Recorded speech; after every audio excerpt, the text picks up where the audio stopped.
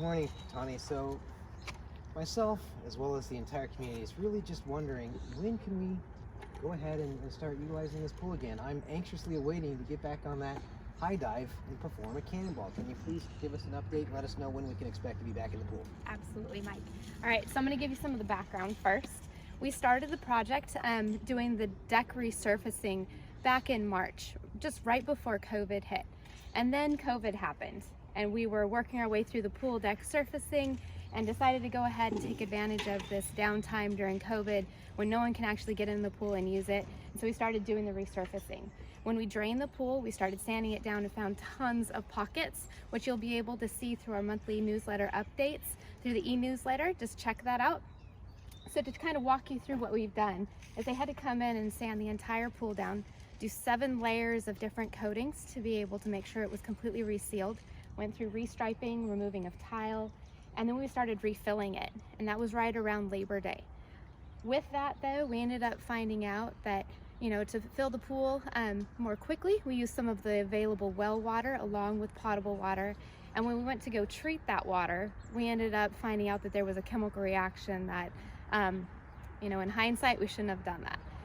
With that, we've had to drain it back down, and the contractor doing so went through and been able to remove all of the staining that took place, and that was actually able to see some areas where they felt like they needed to do a better job, or a better job could have been done. And so they went through, and what they're working on now, they've also agreed to come in and just clean up all of the coping stones, which is replacing all of the grouts. They're going to be done estimated in about 6 to 7 weeks with the interior of the pool and being able to refill that. Now that we know exactly how we need to handle that refilling and the chemical composition to make it be a successful fill, we're going to follow those procedures. Next is going to be coming through and just doing one big cleaning of the entire pool deck. It's looking great. We've got different colors out there, and it's going to look fantastic when we're able to open again. All right, thanks, Tawny, for that great update. When can we really expect to be back in the pool, swimming laps, and doing the things that we all want to do? Based off of the contractor's timeline and no unforeseen natural circumstances that may come our way with weather, etc., we're going to be looking at mid-December being able to open the pool. I know everyone's excited about it, and maybe we can plan something to where we can actually go in and kind of christen the pool with one nice polar plunge. That's my update from the project manager's perspective, and I'm going to hand it over to Kevin so he can talk to you a little bit more about what else will be needed before we open. So the pool gets done and it gets full of water, and then what? Well, we have to have lifeguards.